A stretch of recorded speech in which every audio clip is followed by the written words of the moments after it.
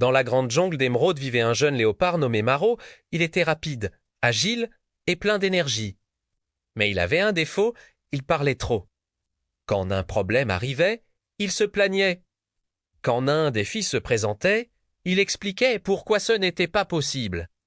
Et quand les autres animaux travaillaient, lui racontait des histoires au lieu d'agir. Un matin, la jungle apprit une nouvelle importante. Le vieux sage Candio, un éléphant respecté, organisait l'épreuve du silence. Celui qui réussirait deviendrait protecteur des jeunes animaux. Maro éclata de rire. Facile.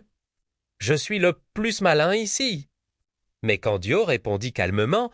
Dans cette jungle, celui qui parle trop n'entend plus rien. Et celui qui n'entend rien ne voit jamais les opportunités. Ces mots piquèrent Maro parce qu'il décida de participer. L'épreuve commence. Les participants devaient traverser 3 zones dangereuses, sans faire un bruit, la forêt des feuilles sèches. Chaque pas faisait craquer le sol. Les singes échouèrent, les antilopes aussi. Maro, lui, respira profondément, il observa. Choisit les zones les plus sombres où les feuilles étaient humides, et avança lentement, silencieusement, il réussit. La plaine du vent, le vent soufflait fort, emportant les sons. Les animaux parlaient pour se rassurer, et se faisaient repérer par les aigles. Maro, pour une fois, ne dit rien. Il ferma les yeux, écouta le vent, sentit son rythme, et marcha quand les rafales couvraient ses pas. Il passa la plaine sans être vu, la grotte des échos, la dernière épreuve. Le moindre bruit se multipliait par 10. Beaucoup abandonnèrent, Maro entra. Il voulait parler, se motiver.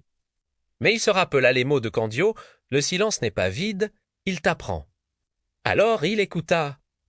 Il entendit l'eau goûter, les pierres vibraient, les chauves-souris respiraient. Grâce à ces sons, il comprit le chemin le plus sûr, et il sortit de la grotte, fier et transformé.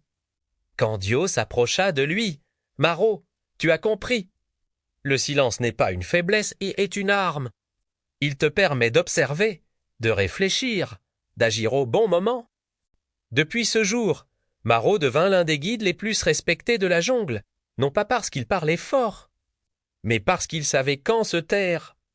Abonne-toi pour ne rien manquer.